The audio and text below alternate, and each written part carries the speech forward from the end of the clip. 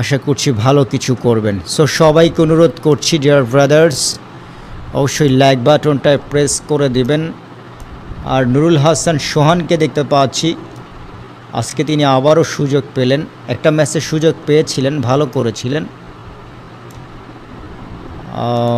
আমার কাছে মনে হচ্ছে যে এখনও কিন্তু কোনো টেনশান নাই যদিও, বাট এখন যদি ভাই পার্টনারশিপ আর না করেন তাহলে বাংলাদেশকে এই ম্যাচটি হারতে হবে।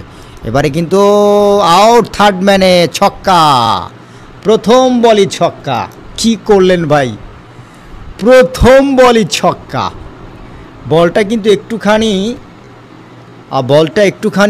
ফুল টচ ছিল, ঘোরাতে চেয়েছিলেন লং লেগে, সেই বলটা থার্ড ম্যানে দাঁড়িয়ে থাকা ফিল্ডারের উপর দিয়ে সীমানার ওপারে ছক্কা। বাট এটা কিন্তু ভাই আউটের বল ছিল।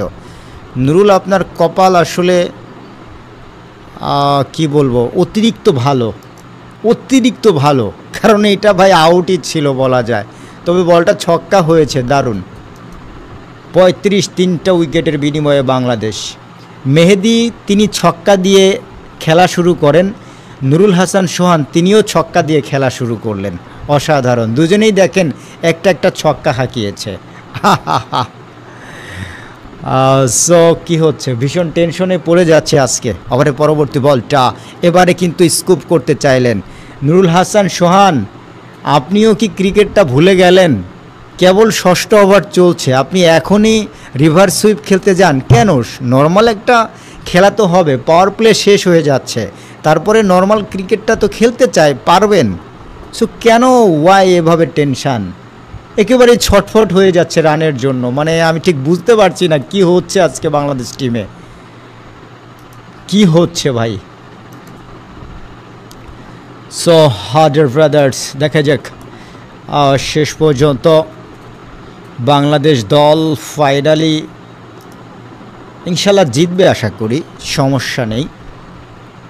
হারিস রৌফ যাচ্ছেন ওভারের চতুর্থ ওভার বলটা করবার জন্য। এবারে কিন্তু লেগ স্টাম্পের বাইরে ওয়াইড হয়ে যাবে, ওয়াইড, অতিরিক্ত সূত্রে একটি রান যুক্ত হবে। তবে তারা অবশ্য আপিল করেছেন এলবিডব্লিউর জন্য, বাট এটা কোনো সমস্যা নেই, মনে হচ্ছে এটা ওয়াইড হওয়া উচিত। রিভিউ নেবেন না অবশ্যই। ৩৫-৩টা উইকেটের বিনিময়ে বাংলাদেশ দল, ৩৫ উইকেটের বিনিময়ে। হারিস রৌফ এক্ষেত্রে বোলার, হারিস রৌফ।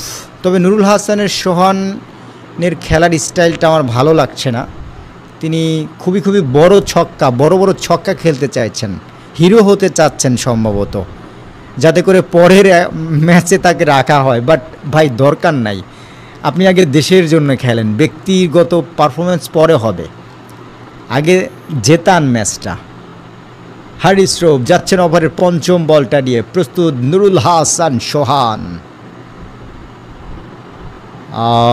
সহজ ম্যাচ কঠিন করে ফেলছে একজন ভাই কমেন্টস করলেন, আমার কাছে সেটা মনে হচ্ছে। যদি এখনও কঠিন হয়নি, একটা পার্টনারশিপই দরকার। আপনি যান না ভাই, এই পার্টনারশিপটা মাত্র 30-40 রানের একটা পার্টনারশিপ করেন। আবার পরবর্তী বলটা এবারে কিন্তু ফাইন লেগ অঞ্চল দিয়ে যাচ্ছে সীমানার দিকে, একটা রানই হবে অবশ্য। হ্যাঁ, জাস্ট নর্মাল একটা ক্রিকেট খেললেই হয়, কারণ পাওয়ার প্লের প্রথম যে 6টা ওভার, আই থিঙ্ক এইটা একটুখানি রিস্ক থাকে, বলগুলো একটুখানি পুরনো হতে দেন। যখনই পুরনো হবে বলের ধার কমে যাবে, সুইং করানো কষ্ট হবে, সো তখন কিন্তু বাংলাদেশ দল একেবারে স্বাচ্ছন্দ্যে একটা ব্যাটিং করতে পারবে, যে কারণে আরও 1-2টা ওভার আসলে যাওয়া উচিত। সো 85 বল থেকে 100 রানের প্রয়োজন, এটা কোনো ম্যাটার নয় অবশ্যই, অন্তত টি-20-তে। বাট এই পার্টনারশিপটাকে অনেক দূর এগিয়ে নিতে হবে। ওভারের শেষ বল, এবার কিন্তু চমৎকার কাভার ড্রাইভ, কাভারে ফিল্ডার আছেন, রান পাবেন না, ডট বল, ওভার শেষ। প্রথম 6 ওভারে 36 উইকেটের বিনিময়ে। তবে পাকিস্তান তাদের পরিকল্পনায় কিন্তু অনেকটাই সফল, সেটা কিন্তু বলতেই হচ্ছে।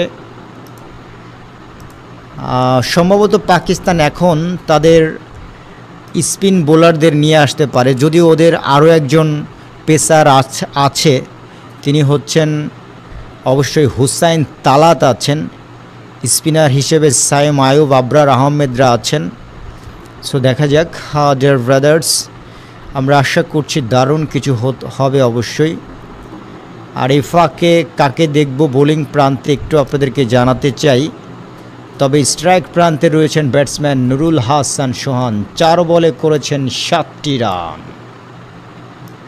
4 বল 7টি রান। আবরার আহমেদকে দেখতে পাচ্ছি, আবরার আহমেদকে এই মুহূর্তে আমরা দেখতে পাচ্ছি তিনি তার বোলিং প্রান্তে চলে এসেছেন।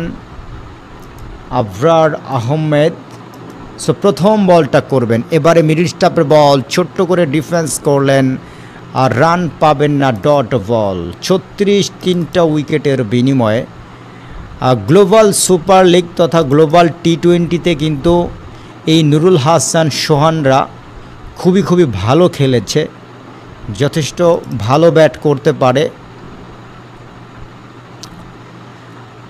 সো আমরা দেখতে পাচ্ছি যাচ্ছেন ওভারের পরবর্তী বলটা করবার জন্য। এদিকে প্রস্তুত ব্যাটসম্যান নুরুল হাসান সোহান। এবারে কিন্তু একটুখানি ডাউন দ্য উইকেটে এসে প্রথমে ভাবলেন লফটেড শট খেলবো, পরবর্তীতে নিজেকে একটুখানি অবশ্যই ডিফেন্স করলেন। তবে নুরুল হাসান সোহান তাকে দেখতে পাচ্ছি তিনি প্রত্যেকটা বলই কেন জানি তেড়ে ফুড়ে যাচ্ছেন বাউন্ডারি কিছু একটা হাঁকানোর জন্য, বাট এইটা ক্রিকেট নয় ভাই। পরবর্তী বল অফ স্টাম্পের বাইরে ছোট্ট করে কাভারে পাঠালেন। ইভেন তিনি কিন্তু ক্রিজের উপরে ছটফট করছেন, যে বলটায় রান নেওয়া সম্ভব নয় তিনি সেই বলেও ছোট্ট করে ব্যাটে বলে টাচ লাগিয়েই দৌড় দেওয়ার চেষ্টা করে অপর নন স্ট্রাইকের ব্যাটারকে একটুখানি কাঁপিয়ে তুলছেন। পরবর্তী বলটা এবারে লেগ স্টাম্পের বাইরে ছোট্ট করে ফাইন লেগে পুশ করে দিয়ে দু ব্যাটসম্যান একটি বারের জন্য কিন্তু ঠিকই প্রান্ত বদল করলেন। সো 37টি রান 3টা উইকেটের বিনিময়ে বাংলাদেশ দল। আবরার আহমেদ বোলার 4টা বল থেকে দিয়েছেন 1টি রান। দেখা যাক শেষ পর্যন্ত আজকের ম্যাচটাতে জিততে পারলে ফাইনাল, হেরে গেলে বাদ। যে দলটা জিতবে তারাই চলে যাবে ফাইনালে, ভারতের সাথে তারা অবশ্যই খেলবে। আবার এই পরবর্তী বলটা এবারে কিন্তু অফ স্টাম্পের বাইরের বল টেনে খেলেছেন স্কয়ার লেগ এলাকায়, সেখানেও ফিল্ডার আছেন, কুড়িয়ে নেবেন আরও 1টি রান। হ্যাঁ, একটা রান হতে থাক, এটা ম্যাটার নয়। 79 বলে 98, আপনি দেখবেন যে শেষ 5টা ওভারে আপনার রান প্রয়োজন সর্বোচ্চ 45 বা 50। হাতে যদি উইকেটগুলো থাকে তখন আপনি ঠিকই পিটিয়ে নিতে পারবেন।